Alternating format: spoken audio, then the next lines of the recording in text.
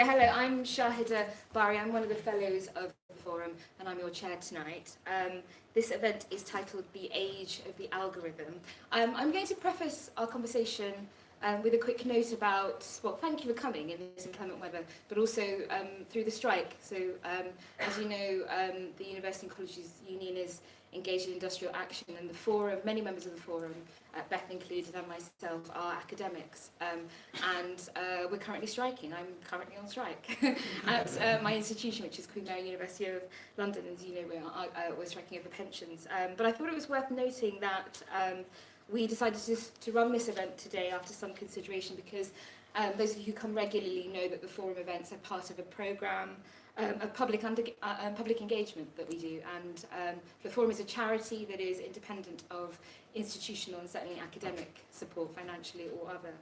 So it's important for us to run the event, and for that reason we consider our event exempt from the industrial action. But I would like to take this opportunity, and I'm sure the panellists will agree, that we want to signal our support of the UCU and the strike at the moment. So just that's a preparatory note, first of all. Thank you very much.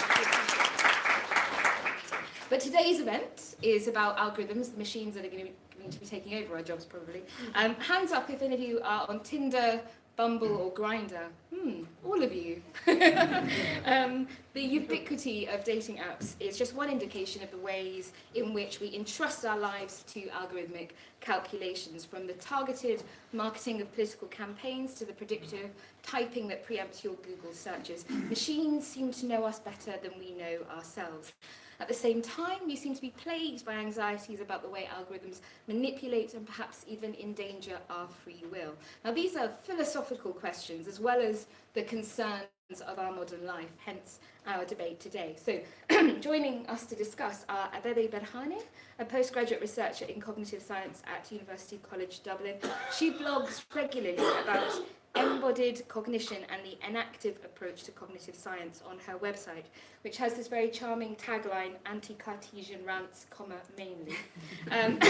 Neil Lawrence is a professor at the University of Sheffield. He's currently on leave and working instead at Amazon. He's issued a disclaimer that he's not responsible for any of your late deliveries, so please don't ask him about that. But he is the director of machine learning there. And he's also the founder of Amazon Research Cambridge, and he also has a blog, inverseprobability.com.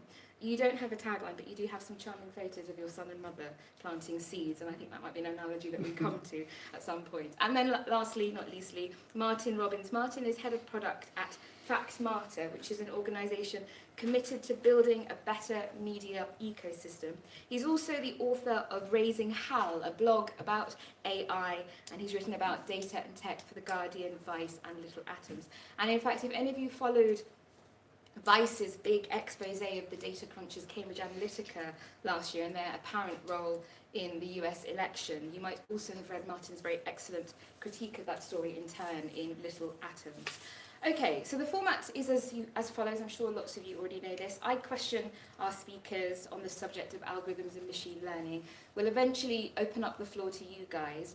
But I just thought, before I ask you those questions, I'm slightly throwing you all because I haven't told you this, but I thought because this is such an abstract topic, algorithms and machine learning, so I wondered if each of you could sketch out very briefly the parts of our lives where you think machine intelligence or an algorithm has had a really profound or powerful impact. I don't know if any of you could do that. I don't think we're the right people for that kind of question, really. What do you mean, like personally, or everyone? For all of us, yeah. For all of us. After you, Neil, I'm sure you've got some profound thoughts on. I think that there's an interesting perception that this is a new thing. One of the things I like to think about is if you go back to stockbroking, that used to be a thing. Anyone here a stockbroker? I mean, they don't really exist anymore. They were sort of replaced by algorithms. You didn't see them on the street begging. We did have some interesting effects, like algorithmic trading led to big market crashes in the mid-80s. So I guess the thing I'd like to say, and some of the most interesting work about what it means to have data stored about you was written in the 70s. So I'd say it's not a new phenomenon, but perhaps it's getting closer to us with our mobile phones. Yeah, mobile phones. Abebe? Yeah, I think the obvious thing I could think about is Google Maps. For me, it's an algorithm. It's developed on data, on algorithms. So for me, that has transformed my life. I think everybody here Yeah, that's how I got it. relies Yeah. on Yeah. things like that. But then again, as you said, they are ubiquitous. They are everywhere. They are in the social sphere. They are in the courtrooms. They are in the education system. Whether someone gets a job or not is judged and weighed by algorithms. So That's a very helpful example. I think those examples will emerge as we begin our discussion. Ababa, you're going to start because I thought we'd get you to talk first because you work both in philosophy and in cognitive science. And I wondered if you could set up the nature of the relationship between the two. And I think the question I want to ask you is philosophy and the philosophical notions of personhood that philosophy produces, are those things up to the task of making sense of machine intelligence? yeah, good question. So philosophy and science, we usually approach philosophy and science as if they are something separate and something distinct, something that exists completely independent of each other. And sometimes even philosophy and science are compared as if one is better than the other, and questions such as, is philosophy or science better to answer such and such questions? I think that's any good philosopher or any good scientist knows that that's a false dichotomy. It's just unhelpful because philosophy and science are interrelated. They develop together. They depend on one another. And one of the today's greatest philosopher, Daniel Dennett, has put this beautifully. He has said there is no such thing as philosophy-free science, but rather science that whose baggage has been cleared and that we have taken on board without questioning its assumption, or something to that extent. And I couldn't agree with him anymore. And even bringing in my own experience, I see myself as both a scientist and a philosopher. As you said, I'm in cognitive science, and cognitive science back in University College Dublin is run by the School of Philosophy and the School of Computer Science. So I work both with philosophers and scientists, and it's so obvious and so clear to me that we need interdisciplinarity. We need philosophers and scientists talking to each other and asking questions. We can't do without philosophy. Just coming back to machine intelligence itself, if you want to develop some sort of machine intelligence, or if you even want to talk about machine intelligence, you have to first clarify what machine intelligence is, and you have to define it, which brings us back to philosophy. And it's not also, we don't just define and then we specify and then we go and study it. It's not as if the science is final and finished and then we move on. It's with everything else, our sciences also change, our interests change, our values change. So it's important to go back to the philosophy and reevaluate and reassess our definitions and our assumptions. And again, coming back to my own experience as well as academic staff, I also work with students. I teach data ethics to computer science students, data science students, data ethics and critical thinking, and I teach general introduction to ethics to What's philosophy. data ethics? Well, it's something we are trying currently in the School of Computer Science in University College Dublin. So Do you have It's the really- reading block or? no, What what do you- we are trying to do, myself and my supervisor are trying to do is, and the head of school trying to do is to get the students to think about whether there is such thing as neutral technology, or whether data can be biased, or whether there is such thing as raw data, or whether how we look for problems, or where we look for problems, how we define our problems has implications, and questions as what is ethical data, and what does it mean to be ethical, what's fairness, and who does the work these data science do, who does it impact, questions like that. So it started last summer, and this semester we have it up and running, and so the contrast is really stark with my philosophy students and my data science students.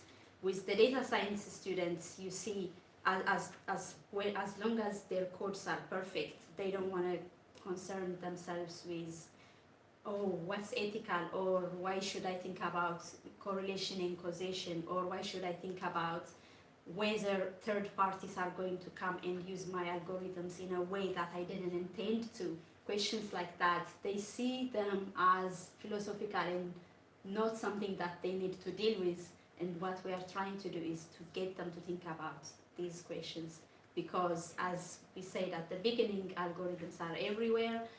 The softwares and algorithms these computer scientists develop are being used in the hospitals, in the courtrooms, they are affecting voting processes. So it's important to incorporate and to think about social issues, not just coding.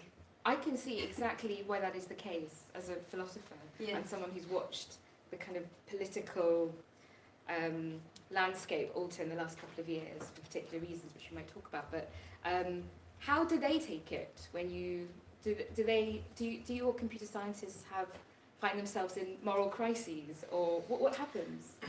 At the beginning, I found it really difficult to engage with them because they simply are not interested. And last semester, what we did was make it carry a heavy grade, so it was 20% of the they were so 20%. Then they started engaging, and they started also getting interested. And one of the toughest questions is, even when they are interested, even when we have these open conversations, their question is, okay, so I can see how this could be a problem, or I can see what I'm doing could impact a certain demographic or a certain group of people. But why should it be up to me? Why won't the people who are going to employ me, why isn't it up to them? Why shouldn't you go and have the same conversation with them? And I don't know the answer to that, but that's a really interesting question. Who is responsible? Yeah, so they think that they're deferring the responsibility to, or they're delegating the responsibility to a user or the people who implement the software rather than make the software. I think it's a fair question. They do carry some of the responsibility, but not all of it. And you have to be fair as well. You don't want to make them think it's all up to them. It's up to everybody. It's up to every citizen and individual to be aware, to make ourselves aware. But it's also up to the organizations and companies to be responsible and to think these things through. Yeah. Neil, I wonder if you've got any response to that as one of those heartless, amoral data scientists. I think it's not. So it's very challenging, right? Because one of the ways we automate systems is we compartmentalize them. So we take a process and we try and say, oh, we can take this component and we can automate that. And that goes back to sort of like manufacturing the Ford Model T or Sheffield, where I'm from, how they made cutlery, they did it in different places. And of course, this brings about an isolation between those who are making some of these decisions and those who are being affected by these decisions. And I think that that's a big challenge. And it's also hard if the data ethics course doesn't resonate with the people, that they don't understand why that's the case. But I think we're seeing good examples in terms of the consequences of this now. So it should be, somehow it should be easier to explain to people why this What is do you mean important. by examples? What do you have in mind? Well, I think there's a lot of concern now about, we're seeing, for example, a lot of the Russian interference in the US election is and this is all, I haven't read the details about it, but one of the cases is that there was an influence by spending money on particular advertising and Twitter bots reinforcing divisions in society. Now, that's interesting because that's humans actually interfering in a system which is manipulatable. And then, of course, you want algorithmic defenses. But, you sort of see, I think that there's a history to these sort of things. There's a history from statistics where, I love the quote, "There's lies, damned lies in statistics." Now, that quote is a Mark Twain quote from the turn of this century, but he's crediting it to Disraeli. Whether that's true, Disraeli said it or not. But the point is that predates the mathematical analysis and understanding of fairness and proof in statistics. It comes from a time when people were just summing up numbers and making broad claims. Not that happens at all today.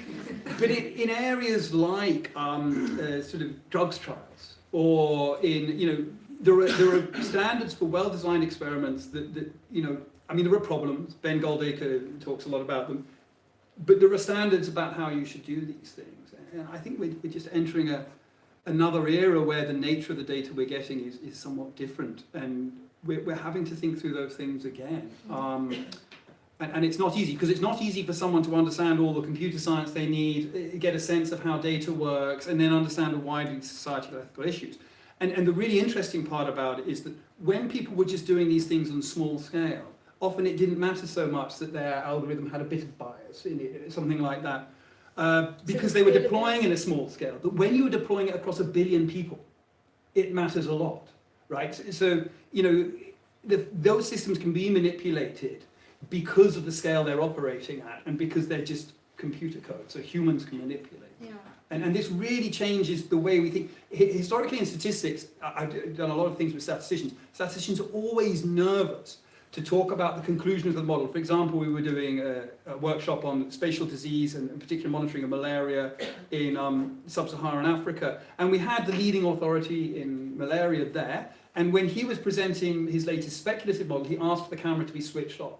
Not because he was embarrassed about what he was going to say, but because what he says about where malaria is and the effect of net programs in Uganda and Kenya leads to decisions being made that hundreds of millions of dollars being spent, or decisions about how large charities are doing their business. So when he was making a speculative claim, he's very conscious. Now I shut up. Statisticians are always conscious of that, because this one thing they're going to say is going to result in deaths or large money spent or whatever like that. It's much harder when a data scientist, well, all I'm doing is classifying a face. Yeah. Now, when it turns out that face classification works better for some races than others, and you've deployed it across the world, and that you've therefore basically discriminated against a subsection of population, then there's a problem. But it's not so immediately obvious, the algorithm design. Is that right, Martin, as a journalist and as someone who's been surveying this landscape, that the scalability of the algorithm and its range, the range of its deployment, has made it a much more pressing problem for us? Yes and no. So I agree completely that the scalability of an algorithm is one of the key sort of ratchets for the influence that it has on the world. That's kind of a pretty obvious thing. One of the best ways to completely derail a conversation is to get bogged down in definitions. So kind of in that spirit, I think it's really important to sort of step back and just say, what do we actually mean by an algorithm? And in a very sort of abstract sense, we're just talking about a sort of a sequence of instructions that's being replicated at some kind of scale. And that's not a particularly new thing, and it's not a particularly new thing at a scale of billions of people. Neil mentioned the Model T Ford. You can look at things like McDonald's, for example. The success of Ray Kroc in spreading that franchise was around coming up with a specific set of instructions and rolling that out on a colossal scale that had never really been seen before. That, much like Facebook today, then led to a whole load of unforeseen consequences, mainly people getting very fat and unhealthy. And then sort of in order to try and sort of deal with that, suddenly we've got an obesity crisis. Suddenly people are talking about, we're gonna, McDonald's are gonna start selling salads now, and that's gonna make everyone, and there's a bit of apple in the pies, and that's, that's nutrition, and everyone will be fine again. Shockingly, that didn't really work particularly well. And McDonald's is still there, and everyone's still getting fat. And I think there's kind of a lesson there. One of the things that I really kind of reject as a central premise is the idea that, we built something like Facebook, and now there's like a problem, and we just have to kind of fix the problem. People talk about fake news as if it's like, we had Facebook and Twitter, and they were fine until 2 years ago, and then, suddenly, there was the Brexit thing happening, and Nigel Farage and some nasty people did some bad things on social media, and that ruined it. And, you know, then the Russian trolls came along and suddenly, you know, Facebook wasn't good and they bought ads and X, Y, Z.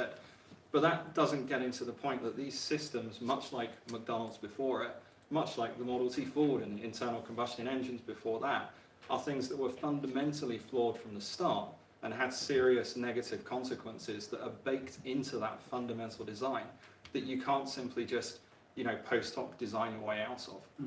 And I think that's the key thing. And, you know, a lot of the issues we're seeing now, you know, again, looking at another term, sort of artificial intelligence, and a lot of the fear about, you know, how do we govern kind of big, uncontrollable systems that are making decisions on behalf of humanity with potentially negative consequences.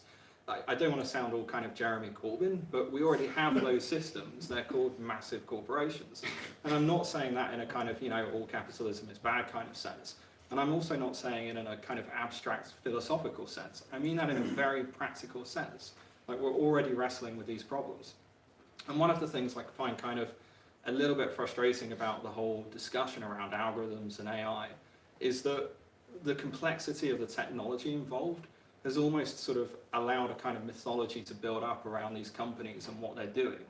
And the fact that, you know, oh, Google's going to create a superhuman AI that's going to, you know, ruin the world someday. Google already is a superhuman, artificially intelligent entity. It's already making decisions that affect millions, billions of people on a daily basis. And there's a frighteningly small amount of kind of governance and oversight when it comes to actually how those decisions are made and the impacts that we had. We probably won't know all of the impacts for, you know, probably even by the ends of our lifetimes. There'll still be stuff that's coming out about the effects of this. I might probe you a bit later about the difference between an Egg McMuffin and Google Maps, but I want to thank you, Barbara. I want to move on to Neil, because just to go back to these, to take a few steps back, to go back to these definitions. Neil, I want to ask you to set out some of the differences or the distinctions between natural intelligence and artificial intelligence, because I think you understand that relationship as you understand it in ways that are not obvious and quite striking, I think. So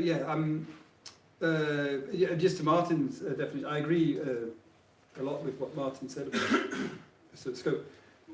That term algorithm is definitely how a computer scientist sees it, but I think the term has come to take on a different meaning amongst the wider population, which is very much driven by algorithms that combine data and models together. So in some sense, your data is being used. So I think a lot of the public think of it that way, although your definition is the sort of computer science one. But yeah, coming back to the natural intelligence versus artificial intelligence, I think that I really dislike artificial intelligence term, and I've thought about it a fair amount, and then I've tried to help people understand what the differences are by describing some differences between natural and artificial intelligence. And I think broadly speaking, the ones I wanted to touch on today, there's two.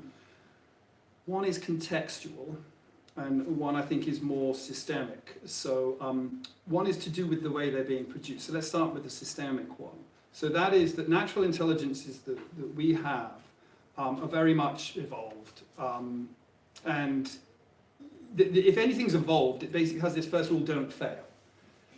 We operate in an extremely uncertain, dynamic environment, and the challenges we're going to get faced with on a day-to-day basis are varying all the time. And one of the, and this is true for natural systems in general, evolutionary systems. I mean, when you can see that evolution, when you look at computational biology and look at the way the cells evolved, very specifically saying evolved, not designed, there's enormous redundancy in it. Because of course the cell has had to deal with failures brought about by uncontrolled environmental conditions and a need to, well, it doesn't have a need to, but if it doesn't survive, we don't see it. It's a very simple thing. I mean, Darwinism is like, well, if it didn't work, it disappears. So the ones that didn't have redundancy and a flexibility don't exist. So their first sort of goal is, I mean, they don't have goal. It's not really a goal, but we only see them if they didn't fail. Yeah, so we have to survive. You have to survive in order to be seen today. It's not that an intelligence needs to survive. You could have a good intelligence that is trying to do something else, but if it didn't, innately, if it's not there, then we don't see it. So the natural intelligences we see are also subject to these influences, and they're super flexible. And I think that the interesting thing is then they may become efficient at a particular task after They tick this, I'm flexible enough to, like, someone threw a ball at me and I blocked it away. I did all these other things, and oh my goodness, I'm in a meeting talking about AI and there's microphones and electronics and there's a computer. Wow. I mean, all this stuff we can do is super flexible to our changing environment. If you look at the way we automate in practice, all these examples that were named, we control the environment first. You remove that uncertainty, right? So the systems that we design and deploy, the first thing you do is you say, well, I'm going to control the environment around them. So good candidates for AI solutions are things where there's a sort of compartmentalized thing where I can say, put something in here, protect it from complexity on the outside. Like get from Holborn to the LSE. Yeah, on a map where we've got all the information, as was mentioned before, and I've got all the routing. Now I can deploy a pathfinding algorithm very easily and do that. I've controlled, and that's why we can do so much, because we're controlling things in mobile phones. But the AIs we're designing, and these are designed, and most design things are designed efficiently. So what you'll see is when humans design things, we very rarely put large amounts of redundancy in unless there's safety criticality, like an aircraft. We tend to have very efficient processes that are sort of algorithmic, as Martin was describing, the rollout of, the way you do that at scale is you don't think, you just do this, this, this. That's the 7 things. Don't you come in with your natural intelligence and start thinking about this, follow these instructions. Yeah. That's not very natural for humans, but that's how you make something very efficient. Of course, that efficient thing, when it's exposed to some disruption, when Martin's persuaded everyone about the dangers of eating these things, it just fails because it's not adaptable. And that's the systemic sort of just the consequences of the way they've been brought about. That one, you're trying to put the minimal resource in to achieve a very set task, and the other one gets to do that once it's worked out how to just procreate. So that's the one I think of the systemic. You make us sound amazing, and artificial intelligence sound like a Dalek that hits the stairs. Yeah, I mean, we are amazing. I mean, all of us. And actually everything around us, the natural world is amazing. It's beautiful. And I think that the reason we're fascinated by AI, and the reason it's a bad term, but also there is an interesting side to it, is understanding AI just gets us a better understanding of ourselves. Like if you go back to Turing, the cybernetics people like this, they worried about how do humans think, they tried to put it in logical terms. It turns out, no, it's not like that. You just get deeper and deeper into what it is about us. And I think that's beautiful. And I think that that's what as you said, philosophy to science, the possibility for interaction. I mean, we are compartmentalized in these fields, and cognitive science, but all the interesting stuff is for me, going to happen at the interface, which is actually the most sparsely populated. What do you mean by the interface? Of these fields. I quite agree with you about the complexity and ambiguity of reality. And this is a section of my PhD actually. What I'm proposing is we have this Cartesian approach to the mind or the person, which is very autonomous and self-determined and self-sustaining kind of independent entity that we have inherited from Descartes, even from before. And the way we think about humans is as if something that that exists on an island. We kind of move away, we discard the ambiguities and the complexities of reality. But when you think about it, we can't exist. There is no mind independent of others. We need others. We need relationships. We need interactions. Even in order to know our own selves, to know who we are, our sense of self comes from what others tell us, what we get from others, and how we interact and how we communicate with others. So others and relationships and acknowledging these complex realities is really important. And what Descartes was trying to do in attempting to establish this clear ground, this completely certain ground, was to kind of define and just get rid of uncertainties, and that didn't help because reality is not like that. That sounds like you're saying that Descartes is the Dalek. There's something relational and networky about human beings already. But that begs the question, I think, that you're getting to, Leah, which is that we're finessing machine intelligence to the point that it's able to isolate specifically what's brilliant and unique about us. What is that thing? Well, I don't think it isolates it. I think as we study it, we get further into, I think, Descartes didn't see computers, didn't know about Turing, didn't know about all these things. So these are wonderful thoughts in the time, and we're just really lucky because we communicate, because we can share ideas. And I think that's the second fundamental difference, is that contextual one that I think you were touching on. And just to sort of look at the mathematics of it is the way in which we are constrained to communicate.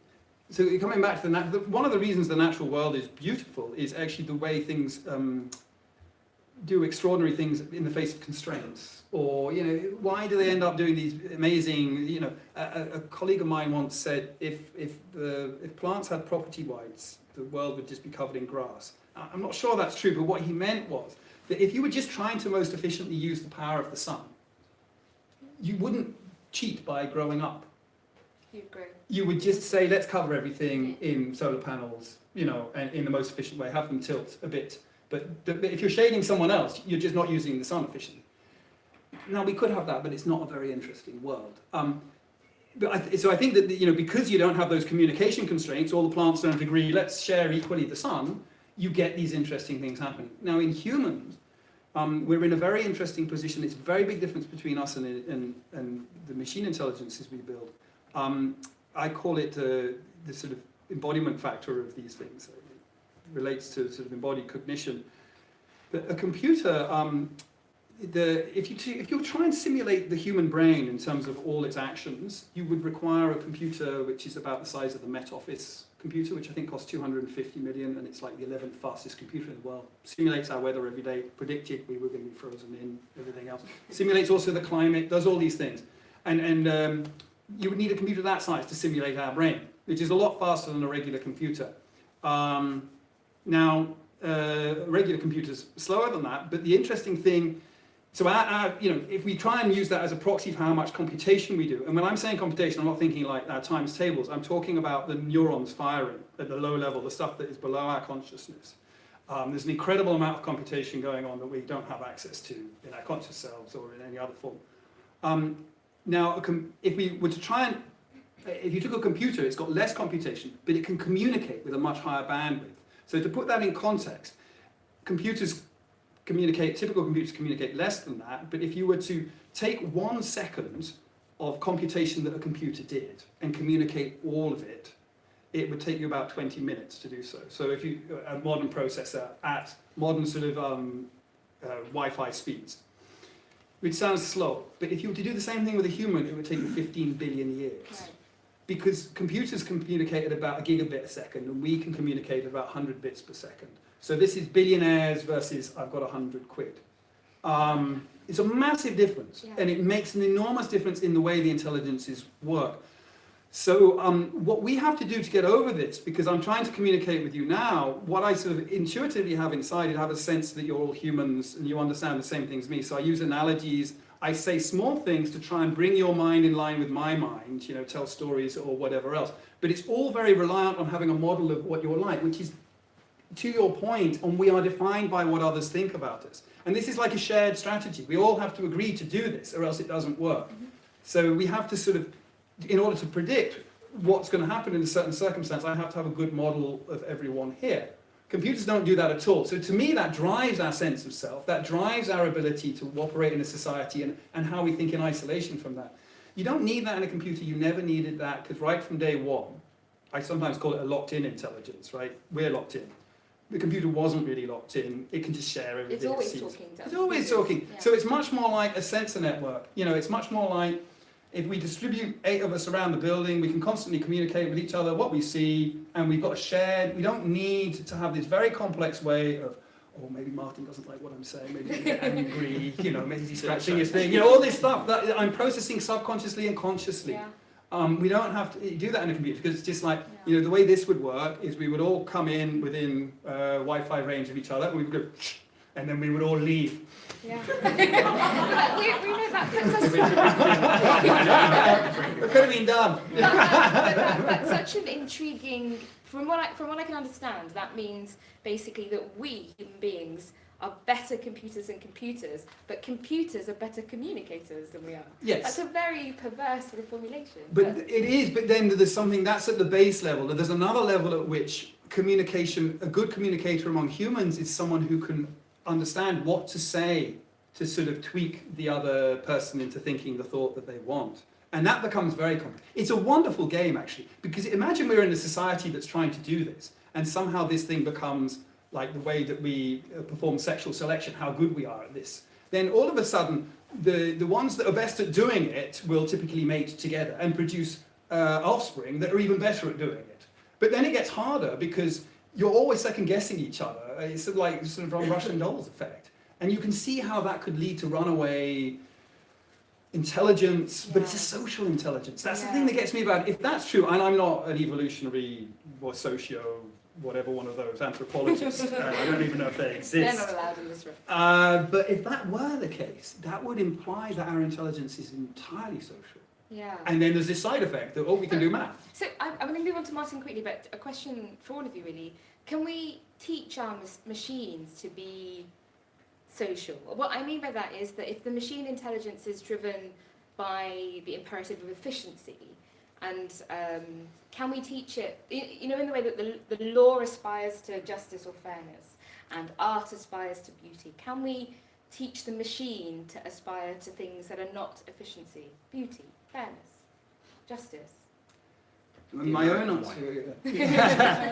answer is that we end up doing that merely to emulate, to create an interface to the computer that we find easy and responsive to communicate with. I mean, I think that you can never replace. So I dislike the term artificial intelligence, but I like it in the way that it's like an artificial plant. Yeah. You will make something that looks all right, and maybe it's functional in some ways. Like I did put some artificial plants in my house. I don't have to water them. That's nice. But it's not the same, and it never can be, because there's this entire co-evolved history of what we are, and you know, you can have a computer emulate by watching humans do it a lot, but it wasn't there, you know, or we could suck it all out of our heads in some weird way that some people propose and then put it in a computer. I don't know, is it different then? Actually, Turing was fighting this argument, by the way, with the Turing test. Turing test argument was to fight what I'm saying. So, by the way, there is another side, which is like, look, if you were to interface with a computer in such a way that you couldn't tell it wasn't human, then you've created intelligence. So he was trying to fight what I'm saying, which is you can never truly emulate the human intelligence. So I might be wrong about that. You know, Turing was smart. Right? But it's nice to have a skeptic in the House of Amazon about whether we want our machines to emulate us. It sounds like you don't, interestingly. But I want to move to Martin before we open up to you guys. And I mentioned, Martin, the Cambridge Analytica story, which was reported in Vice and was a big story. I think lots of you read it and have followed it up avidly with all the inquiries into Russian interference. And you wrote the critique of it about how effectively that targeted marketing could have impacted or affected the outcome of the US election. And I think you're questioning whether data mining really could accomplish something like that. Do you think we're living in it sounds like you don't think we're living in a brave new algorithmic age, because McDonald's were doing it already, was what you're saying. But is our anxiety about this misplaced then? Should we all just relax? Okay, so let me try and deal with the whole previous conversation and then segue neatly into that. Do it. So we've established that computers and human beings are different things, which I think is good. That's the point I think most of us can agree on. Something that really comes out of that is why we're so obsessed with computers being like people in the first place, and something I just really wanted to come into, although it's a little bit of a tangent from the rest, is the extent to which there's kind of a community of people who are obsessed with the idea that like a super intelligence is going to come down from the heavens and rule over the earth, and it's going to grant us immortality by allowing our minds to meld with the computers and the internet and you know, all this kind of thing. And it's hard to look at a lot of that and not see the makings of essentially a kind of machine-based religion. There are even people around the sort of, you know, kind of transhumanist, ethical altruist and so on movement who say that it's possible that we're living in a simulation being run by an AI, and that therefore we should all behave ourselves just in case it turns out and it's a logical thing to do. So it's remarkable how we've used this, kind of like the search for extraterrestrial life. Not just to sort of explore our own intelligence, but to sort of answer some kind of weird, deep-seated psychological human need for a greater power and companionship and so on. Segue. So that brings me on to the sort of, the sheer unlikeliness of big tech companies currently to ever deliver that kind of thing.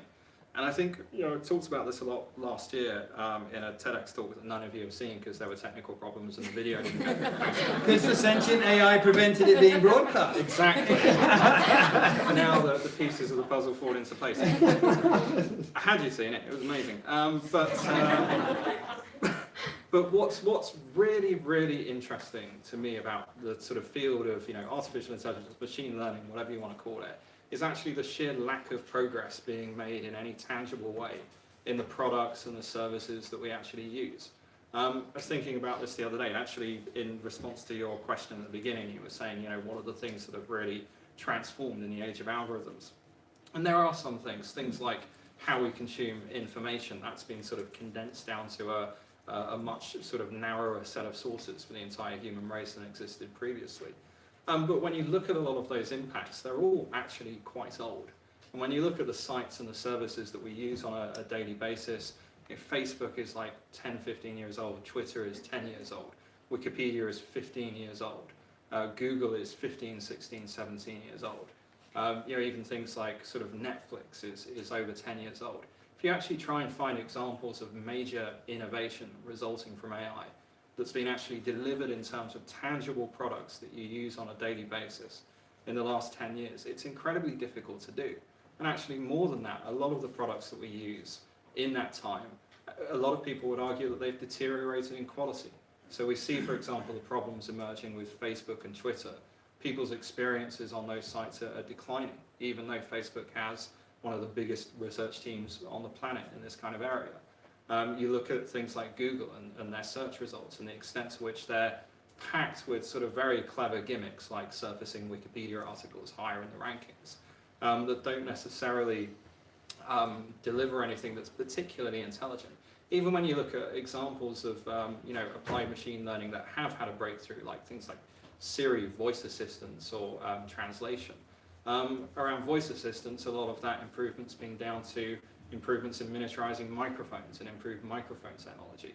In self-driving cars, one of the reasons why self-driving cars in some respects are more feasible than self-driving trains, when you might think it would be the opposite, is that actually the sensors on cars, the speed that a car moves and the time and distance that it can brake within, the sensors are able to sort of scan that area very quickly, very accurately. On a large freight train that needs like a 2-mile stopping distance, we actually don't really have the sensor technology to cope with those kinds of distances. And so it was all these kinds of areas of advancement where, for whatever the PR departments of these companies are saying, it's not actually necessarily the magic black boxes that are doing it, it's other kind of practical applications. And that was sort of bringing back to the whole story with Cambridge Analytica and the idea that this ability to target ads was purely what swung elections. That as sophisticated as those technologies are, and I'm certainly not saying that advertising money spent doesn't have an impact, but that I suspect that their ability to target people on that kind of level is somewhat overrated, just purely on the basis of things like, for example, I regularly receive advertisements for height boosting shoes, even though I'm 6'1". It's a lot of this, and it comes back to what I was saying at the beginning, that there's this really infuriating lack of skepticism. I'm not saying, by the way, that there's not advances being made and that there aren't interesting things being done and that some products aren't being improved. But there's this just sort of utter lack of skepticism in the face of some of the claims being made that's kind of leading people to assume that some of these companies and businesses are almost wielding like a supernatural ability to influence the course of human affairs. And I just think we need to be a little bit careful of how much we fall for that and end up doing effectively a PR job on behalf of those firms. So you were saying we ought to be more sceptical that these apparent machine intelligences are not having the effect that they're claiming to. But this is a different question. Should we mobilize algorithms for the purposes of social engineering. You're saying it's not happening or the technology isn't up to it, but should we be doing that? I don't mean we should be rigging elections, anybody, but I think maybe should we be mobilising algorithms to stop the person who loves McDonald's going to McDonald's and directing them to, you know, the vegan grocer down the road instead? Should we be social engineering with those algorithms? I mean, we already are. I mean, our whole society is built around social engineering. There's a bunch of people that do it to sell products. Governments use things like, you know, nudge theory and social engineering when they set things like tax policy. I mean, you on a very basic level, tariffs on, you know, the price of a pint of beer is a form of kind of social engineering through policy. So in a sense, like, I almost slightly reject the question, because it's you almost can't not do it. Like on some level, that's just how society is structured, I guess. Yeah. Well, maybe that's a good moment to bring in our philosopher. Should we be doing it? Yeah. Just to get back to what Neil said earlier, the fact that we are seeing consequences, and now we are starting to think about we should be ethical in our designs.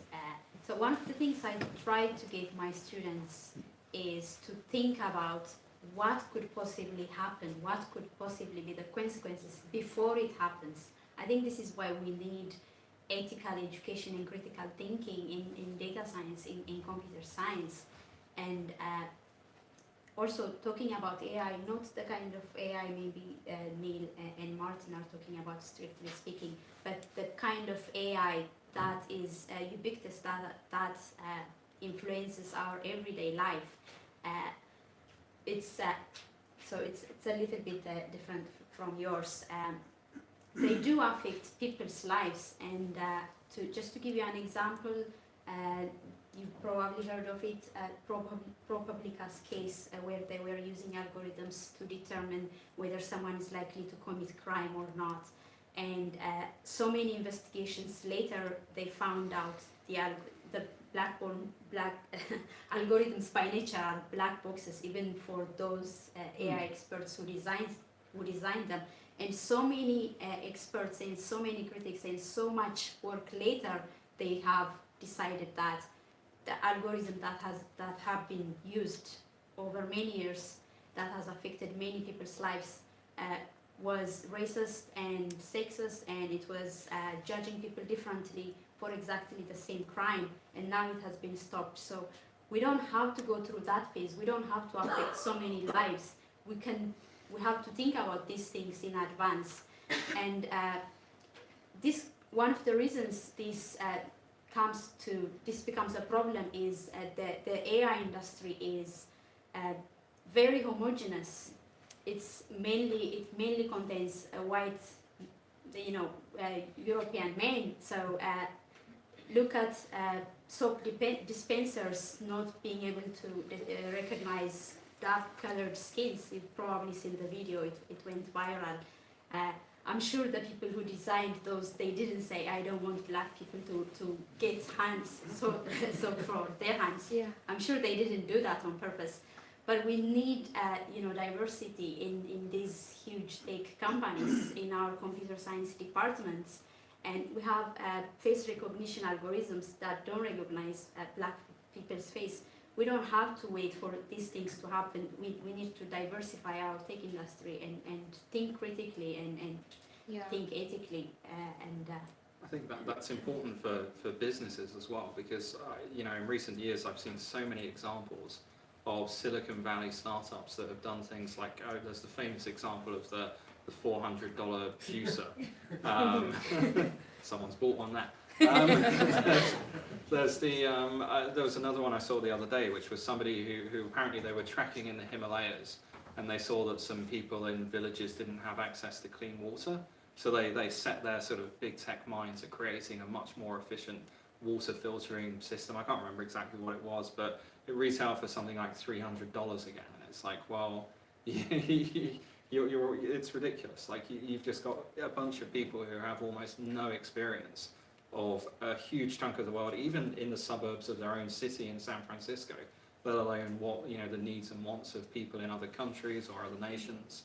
And it's really, really damaging for those businesses. And you see we're in a situation now where people can walk into a VC office with, you know, a PowerPoint slide that says blockchain on it and walk out again with $5 million. And my serious, you know, try it, you know, seriously. And my serious concern is we're sort of heading for a real bubble again in you know, the sheer disconnect between the thinking around products that people actually want and need and would buy, and this bubble of very strange people riding around on motorized scooters in San Francisco. Well, Neil, can I get you in there, because you're our inside man, and we're not. And it's I important. do have a motorised scooter. It's important not to pretend that we're talking about a faceless, anonymised, We're talking about Neil. mathematically generated algorithm. We're talking about people who make algorithms, and should we trust in them? And is that landscape changing? I think it's interesting. I mean, I'd like to connect some of the things that were said, actually. There's a danger in assuming just because you get diverse people, this is going to fix. I don't think it's going to fix it. I mean, this problem about... the point Martin was sort of saying, I mean, I'm not saying we shouldn't. I love diversity for many good reasons. It actually might accelerate innovation. So it's maybe more dangerous to have diverse groups of people making successful products instead of crap products that no one buys and failing businesses, because diversity does lead to success and innovation. But let me pull back and talk about what we're deploying. There's a fundamental issue, which I think relates to some of what Martin was saying earlier about why are these algorithms getting worse? Why is Twitter getting worse? Why is Facebook getting worse?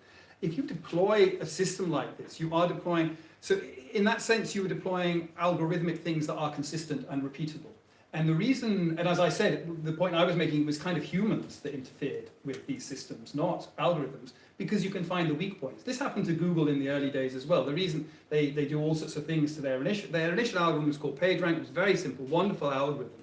It looked at the linkage of the internet. It it extracted the smallest eigenvector of the internet, which is equivalent to the largest eigenvector of the inverse matrix of the internet, which would be impossible to compute.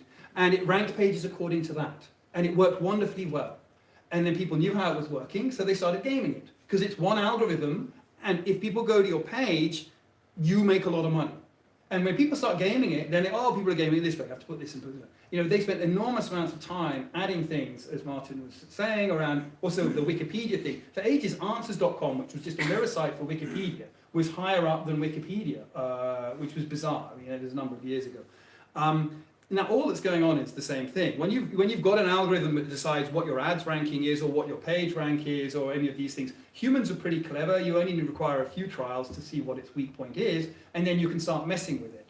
And now these companies have to give a response. So, you know, to the point about diversity, the big challenge is the thing, as I was trying to point out before, the thing that you deploy with an artificial intelligence is one very large algorithm that performs in the same way. So regardless of who it's being prejudiced against, even if we get everyone to sort of say, oh, look, we can see that this one is conforming to GDPR in terms of it's not discriminating on the basis of race, sex, or religion, or health, which I think is the 4 protected categories for discrimination, it will perhaps start discriminating, as an example I use, against cyclists. But hang on. And then all of a sudden they're pushed out of society. You don't know. You're making a passive defence for cyclists, but let's get Martin, because you had a critique, it seems to me. I do, well, it's just like, I mean, you know, I'm sure your eigenvector thingy was beautiful. But if it can be beaten by, you know, Joe MAGA hat-wearing person from Kansas, then maybe it's not as clever as you originally thought. No one's saying, I was saying it's not clever, it's fragile. That's exactly the point I was making. These systems are fragile because they're predictable. And the people who are designing these things they can't consider every corner case, because it's in an uncontrolled environment. No, but if you have a more diverse group of people considering it in the first place, you tend to get more different answers about how these things go wrong. You look at social media, for example, you look at... I love diversity, but I really think people are very mistaken if they think this will be fixed by diversity. What about Wikipedia? I don't think it'll be Wikipedia is the example I remember, that Wikipedia, in the last year or so, they've had this campaign to recruit women entering more female biographies and data into Wikipedia, and people of colour. That seems to be a concerted effort to counter the fact that the gatekeepers of that Wikipedia data are largely geeky men of a certain complexion and age. I think that's a different thing, and I think that's very true, Yeah. I mean, Wikipedia is very much a cultural reflection, but it's much more a social thing. The point I'm trying to make with this is different from that. Wikipedia's many people editing in parallel, something that everyone can see. The point I'm trying to make is, even if you have a diverse group of people, this lovely diverse group of people here, if we design an algorithm, it bottlenecks through that algorithm. And that algorithm itself is not diverse. Why we value diversity in society is because many of us make different decisions about things faced with different information. That's very difficult to gain. Let me give you an example. Driverless cars. If we have driverless cars that we know won't crash into you, we will have chaos because everyone will walk out in front of them. The reason that doesn't happen is because no one trusts humans to not crash into you. So as soon as you get these non-diversities, even if they're safe, you get these dangerous behaviours occurring. As we introduce more and more of this into uncontrolled society, it's phenomenological. It can't be fixed by, oh, let's think about different things, because whatever you deploy will have this. If everyone wants to come in, Okay, it's not driverless cars that I'm concerned about. That only a tiny majority, a tiny minority of people are going to own and control. My concern is these huge algorithms, these huge softwares deployed by profit companies that work for profit, whose aims are just efficiency and making money, making profits at the cost of fairness, at the cost of, they don't care if it's discriminatory or not, as long as they are making money. But can I also say, all these problems or racial issues or sexism that have been pointed out are by minority people, by black women, and without their help, without their work, we wouldn't even see whether algorithms are being fair or not, because people see algorithms, they just take them as neutral, something that can't have opinions or values. I need to But clarify, also- I am absolutely not arguing that white No, men should no, design no, these no, things. but I'm just also- saying that the diversity doesn't fix the problem, it's still there. Nobody It thinks does that, to but, some extent. It but does to some extent. I'm going to. I think nobody thinks that, and I think it's getting heated and interesting. And I want to check that our audience are NI, not AI. So I'm going to throw open to them. They might throw us to the dogs. There might be some Daleks too. We've got a roving mic, so perhaps you can raise your hands if you have questions. My plan is to try and take 3 at a time. So, are there questions? There are. Excellent. So there's a gentleman there, one across the aisle, and then one at the front. Great, thank you. Yes, just to take it away from the heated environment that we're getting into. I've got a question I'd like to direct it to Neil initially, although others may have. You were talking a while ago about how in the realm of machine learning, we start off with a controlled environment in order to minimize the things that we have to deal with and be able to target the machine to do its particular task. But what about genetic algorithms, where basically you simply maybe design 3 or 4 different algorithms, and then you effectively take the ones that get the best result and swap parameters with each other in the way that mimics sexual reproduction, if you like. Add a few mutations at random, and then keep breeding these until you actually get something that comes up with consistently good results. Now you're not going to know what you've got. You know what it does. You'll have an algorithm that actually produces a great result of some sort, but because of the way it's been developed, nobody designed it, and you won't know how it does what it does, or why, or how to adjust it if it's not doing it properly. So basically, I'd like to ask you, what do you think about the dangers or the benefits of such types of machine learning based on that? Okay, and there's a question along there. Thank you for that. Thank you. I've got a question for Abiba. I'm so sorry if I mangled your name. That's good. My question is about racism in machine learning. I was just wondering if you think it's more a racist world using these and then it spits out racism, or if the lack of diversity in tech companies, which I feel like is really well documented, is more responsible for that. And I was looking at your site where it's like when you put into Google autocomplete, you know, black women, it spits out a ton of racist stuff. I remember I was looking for an op-ed and it was like liberals should, and it was like the first one was die, kill themselves. I was like, oh my god. I mean, but is that more because like people are searching for that, or is it cause? Because most tech companies are filled with liberals, actually. And we've got another question further down at the front row, so if you could pass it down like a little relay. sorry. Thank you very much.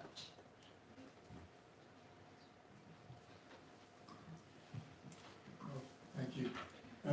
Funnily enough, my question follows on pretty much from the one at the back, is that in the 1980s there was symbolic, there were expert systems which were explanatory. As the gentleman at the back has said, there is now genetic algorithms, but also neural networks are not explanatory because they're a mixture of weights, input data, etc. So that opacity, for example, when in insurance, let's say an insurance has been refused or a loan has been refused or something, the issues of fairness, the issues of lack of explanatory nature, etc. So two questions in that. One that I'll wrap up with the gentleman at the back because I think the first question is aligned. And the second question is a more technical question, probably mainly for Neil, probably Abiba and Neil, is do you think there's been any progress in explanatory tools for that kind of ML? I mean, I see a few on GitHub, and I'm beginning to mess around with things that look like they might be a bit explanatory, but we really badly need that. Okay, great. So the questions were genetic algorithms, can we predict the outcome of an algorithm? Is there racism in the world or in the tech companies? So I paraphrase. And then neural networks. So is there any progress in the explanatory tools for machine learning? Any takers? So there's a conference called FAT, which is Fairness, Accountability, Transparency in Machine Learning. It's been of big interest of the academic community for a long time, before it became public. There's been understanding that it's not generally talked about in the press, but there's a lot of people. There's some really interesting techniques, a lot of which I would characterize as sort of meta-learning. If you think about statistics, we're looking at very complex societies. We're trying to summarize them with sort of simple numbers which explain what's going on. Well, you can consider applying that to these complex models. That you sort of treat the thing as something you don't fully understand, but you can apply statistical tools for analysis of what the fairness, the accountability and transparency is. And that's a very promising area. And I think we're going to see a lot more of that. I think the GDPR is driving a lot of interest in that. And I think that it's a terrible name, data protection. I prefer to call the GDPR good data practice rules. Because actually, if you can't do the stuff in the GDPR about your data, then you probably don't really understand your system very well. And who doesn't want to understand their system to improve it? And on the GAs thing, I think we have to be a bit careful with GAs. GAs are just an optimization technique. They don't really reflect evolution because what I believe people do is they define a fitness function. And in machine learning with a neural net, you call it an objective function. As you pointed out, neural networks have the same issues of interpretability. The reason GAs don't get you out of this challenge of natural versus artificial systems is that fitness function is mathematically defined, it's unique, and it doesn't change. Whereas in reality, what's our fitness function? How are we going to measure the fitness for people in this room? It's a horrific idea, and it's an idea that led to eugenics, actually. So the reason that natural populations maintain diversity and the concept of survival of the fittest is a total misnomer that Darwin never even said, is because there is no such concept as the fitness, because the fitness function is undefined. Diversity is because of the uncertainty in the world and the uncertainty about what we should be doing, and that's uncertainty breeds diversity. And the problem with a lot of these techniques is there's no uncertainty in the fitness. Yeah, the question about whether the tech industry is racist or not. I think racism has always been around and it's nothing new. But if your input is racist, your output is going to be racist. If you build your algorithms or your software, whatever, based on historical data, you embed and you perpetuate already existing racism and sexism. And what's happening now is, say in the case of before decision making without algorithms, we have a person making the decision that can be held accountable, that's responsible. Whereas now, because it's algorithms, we have algorithms did it, there is no accountability, or accountability and responsibility is diffused, and we have this false or illusion, illusive perception that algorithms are neutral. They are not. If you give them historical data, they embed and perpetuate whatever historical problems we have. They spit that out. Yeah. So again, on the sort of, is the tech industry racist? The question is the world racist, or is it that the tech, and it's just reflecting that, or is it the tech is about, yeah, which one, yeah, which one's the biggest devil? So let me come back to the fun argument we were having before the Q&A started. Nobody is saying, Neil, I'm sorry. Nobody is saying that diversity magically fixes algorithms. So that argument's fine. We're all right. Equally, I think it's sort of not enough to say that, just because we have algorithms and they can be gamed, therefore we couldn't have done a lot more to deal with these problems and head them off in the first place. And when you look at why we didn't head them off, that's where I think the issues around diversity in the tech industry are a real problem. If you take Facebook as an example, Mark Zuckerberg was a 20-something-year-old kid, white male, rich family, prestigious university, incredibly privileged guy, who came up with a philosophy around the idea of radical transparency. And he believed that, if all your data was open, if people just knew what you were doing, then all the things that we're embarrassed about, that we tend to keep private, wouldn't matter so much. And that in this kind of brave new world, you could just put all your information on the internet and it wouldn't be so much of a problem. And that's the kind of thing that you can really only believe if you're a privileged 23-year-old white kid from Harvard. Like, if you're anyone in almost any other group, you have all kinds of reasons why that's not the case. And so he built this system based on that fundamental principle, and that system has now become the basis of a social network of 2 billion people.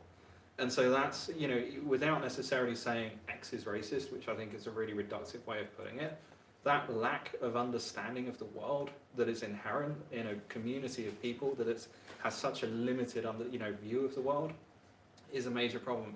And you see this again and again and again in company after company. Most of the big tech companies, the problems they come up with are things that in a lot of cases other people would have thought of, but they just didn't, because they just didn't have that diversity of opinion or background in those companies from the start. And now we're all violently agreeing with each other. Can I ask you a bit about gaming an algorithm as a complete amateur?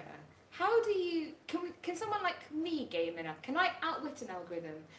So I'm trying to book my holiday at the moment, and I know that if I go to those online booking systems, if I go in too often, they start to fix the numbers and they overcharge me for my holiday. And I've heard that there is ways about, that's just an example, but is there a way for someone like me to outwit an algorithm? I think that's why I like the driverless car example. When they put them on the street, then you'll be able to outwit it by walking in front of it. So I have to risk. And you can see that the consequences are genuinely that you won't be able to integrate driverless car traffic with pedestrians. You'll need, and this is my worry actually, to be frank, is that the consequences, we become less free because we have to cater for this system that requires us to behave in a certain way. I mean, railways do that, right? And we accept that we don't run on railways. But when that comes into the city centre, what does that mean? But the thing is, you say that, but we already have that with something with cars. No, we have that with cars. Even before they're driverless, we've completely reconfigured. No, it is absolutely true. I'm not saying that this is anything massively new.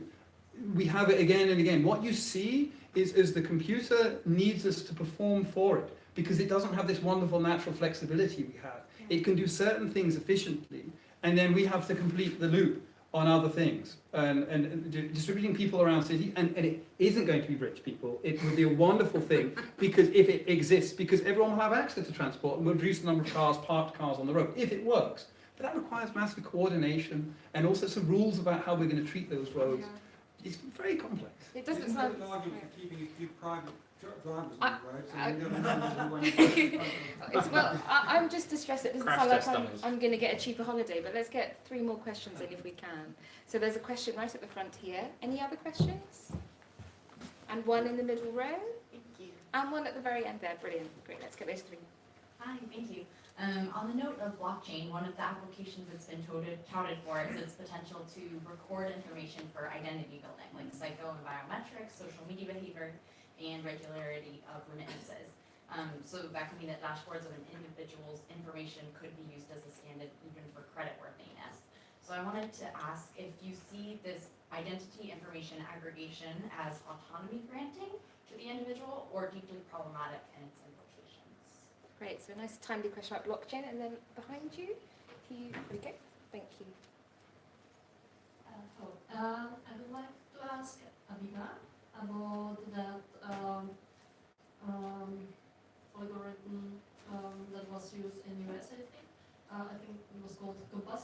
Yeah, from Yeah. Compass. Yeah. And it's only used in US, right, at the moment? Yeah, but there are many more now.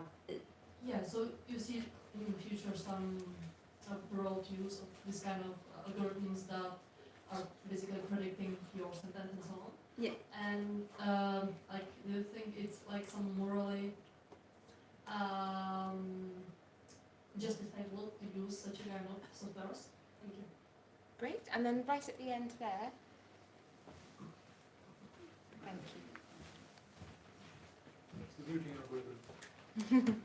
Hi, I have a question. I want to take the conversation out of the tech industry. And my question is, can data be used in some kind of like more philanthropical way? Small For philanthropy? philanthropic. Okay, great. Because there's some conversations on open data and crowdsourcing, and I'm curious to know what you think of that and what the implications are. Great. So, question about blockchain, whether it grants autonomy, whether it has implications. The Compass algorithm and philanthropy, can we use data for philanthropic reasons? Maybe the first question, whether putting all our activities online, making it all open, whether that grants us autonomy and freedom or whether it's a problem. I have a feeling you might disagree, but for me, it's I see it more as invasion of privacy. They have a new system now in China, the social credit system, I think, where people are rated who they hang around with or what kind of job they do or what college they went, and based on that their social status is established. And I don't think we are far from that here, because you like something on Facebook and you see some ads follow later on because of that, and you participate in a social in some sort of activism, and you go looking for a job, and you worry that because everything you do is out open in the air, because we have become so transparent as a society, because everything we do is it has a digital trace, we are becoming more cautious, more risk-averse. We don't express our freedoms because we worry that whatever we do will impact our future, what we do. So I see it as more of invading our freedom, as a lack of the freedom to be forgotten rather than granting us autonomy. I think that's totally right. I think that my big fear about, people get very excited about blockchain and data. As Abiba said, we value forgetting. Actually, the thing, the reason I tell my doctor things is because he probably won't bother to remember it, because why does he care? But if you've got everything in a blockchain of your entire history, and then this relates to open data as well. Open data is great, but certain data, have that characteristic that you lose privacy. I kind of have a vague inkling that personal data becomes much more important freedom the more you think about it, because it's about control of your self-identity, your virtual identity, and as that encroaches on the real world, that becomes control of yourself in the real world. Shiva mentioned loss of free will, and I think there's really interesting aspects, like if the computer knows you better than you know yourself, and the only control you have against that is some sort of ownership of your data within your sphere. I have lots more on that, but I won't let Martin speak. Yeah, I think the first important thing to say is that if you take that blockchain question, put it on a PowerPoint slide and walk into a VC's office, you'll probably walk out with £5 million. So that's worth thinking about. I'm a little bit skeptical of blockchain because I have yet to actually see an application of it that kind of makes any sense and does anything that can't be done by other means, but that's like a whole other thing. I think taking those questions together about sort of data and how it's used, again, I think there's the point that we're sort of at the tail end of this long history of people making decisions about us based on data that is held that we do not necessarily have good sight of. Credit reference agencies have been around for donkey's years and it significantly affects how much money we can spend, what services we can get access to.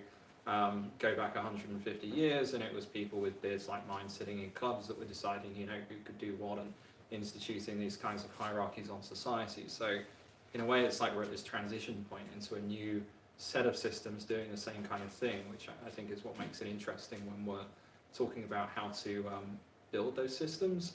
I think as well, you know, there's this kind of social contract that people were willing to give up their data to Facebook, and were actually quite happy for that to be used for advertising and so on, as long as they felt they were getting something good in return. And it's when that relationship breaks down, when people start to lose faith in Facebook and the other services they're using, that they also seem to become a bit more concerned about the data that they have on those platforms.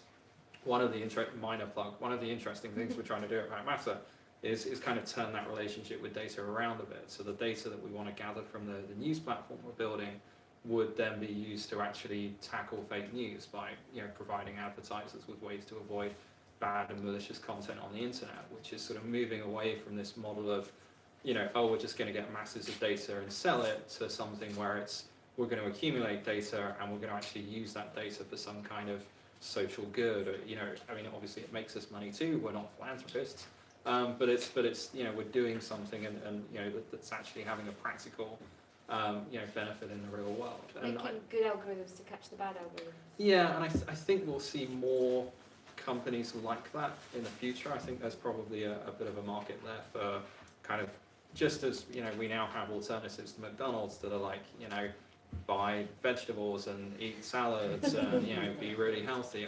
I wonder if we'll start to see that in the tech space as well. Just that to get back to the compass question. Should we use algorithms to determine whether someone is likely to recommit crime or not?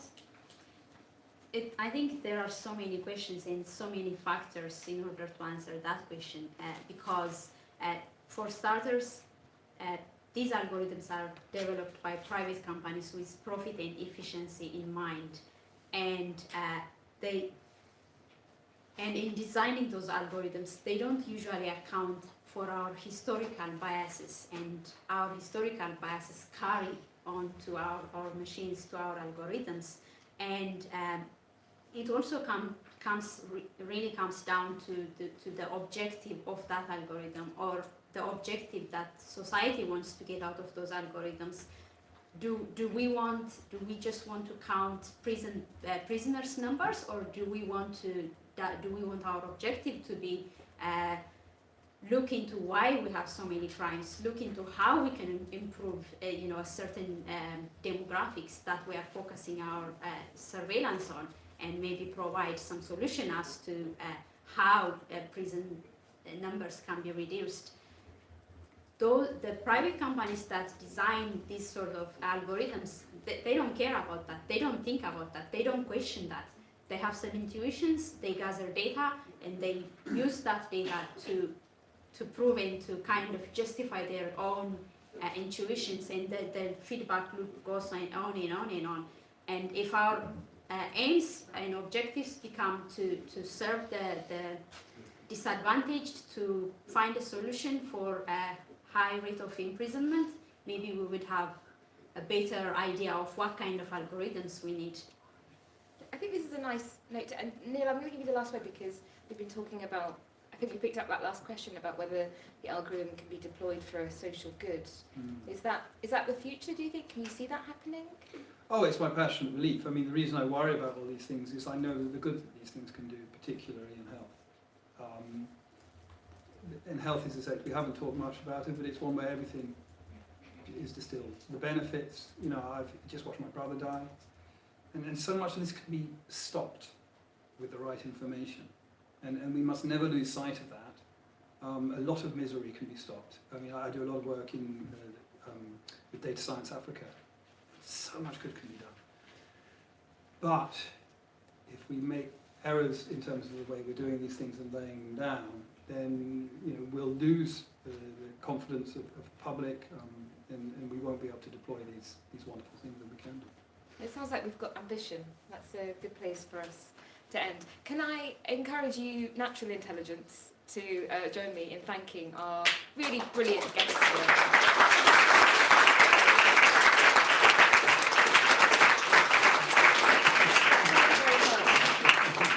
Just to note that our next forum event has been cancelled because the academics involved are striking, as you know. So we send our apologies about that, but look out for our programme in the future. Thank you very much for coming. That was completely gripping. Really fascinating.